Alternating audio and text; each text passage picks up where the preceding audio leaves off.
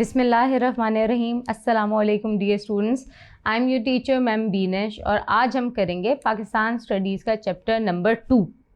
तो स्टूडेंट्स, हमने first chapter ख़त्म कर लिया है, अब हम चैप्टर नंबर 2 की तरफ चलते हैं। और चैप्टर नंबर 2 बेसिकली आपके फॉरेन रिलेशंस ऑफ पाकिस्तान है, यानी कि पाकिस्तान के बाकी ममालिक के साथ कैसे किस किस्म के रिलेशनशिप है, कैसे उन्हें रखने चाहिए, उनके जो नेशनल रिलेशंस के अलावा जो नेशनल पॉलिसी होती है उसके अलावा आपकी एक होती है foreign policy. So you might be thinking कि what is the difference between a national policy and a foreign policy.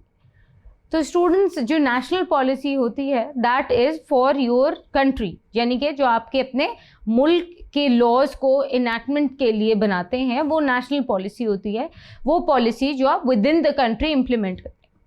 जब आप फॉरेन पॉलिसी की बात करते हैं तो foreign policy is basically a kind of policy जो आप बाकी ममालिक के साथ, यानी कि किस तरह के उनके साथ रिलेशनशिप्स कायम करने हैं उसके ऊपर बेस करके आप वो पॉलिसी बनाते हैं, उसको फॉरेन पॉलिसी कहा जाता है। तो students, as you all know कि हम लोग जब पाकिस्तान की स्ट्रैटेजिक या जियोग्राफिकल इम्पोर्टेंस की बात करते हैं तो पाकिस्तान जो है वो कॉन्टिनेंट ऑफ एशिया में आता है।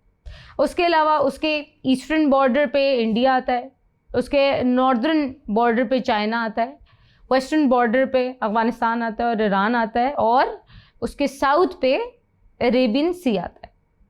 तो स्टूडेंट, जब एक कंट्री में फॉरेन पॉलिसी बनते हैं तो उसके there are some sort of objectives which a country has to achieve through those foreign policies. तो उनमें से कौन कौन से, फॉर एग्ज़ाम्पल अगर हम, क्योंकि हम पाकिस्तान स्टडीज़ के स्टूडेंट्स हैं तो बेसिकली जब हम पाकिस्तान स्टडीज़ पढ़ते हैं तो हम पाकिस्तान के नज़रिए से फ़ॉरेन पॉलिसी को पढ़ते हैं। तो पाकिस्तान के फ़ॉरेन पॉलिसी ऑब्जेक्टिव्स क्या हैं ये देख लेते हैं। Number 1, territorial sovereignty and security. Number 2, ideological objectives. Number 3, development in financial and economic trends, and number 4, cultural enrichment. Thank you.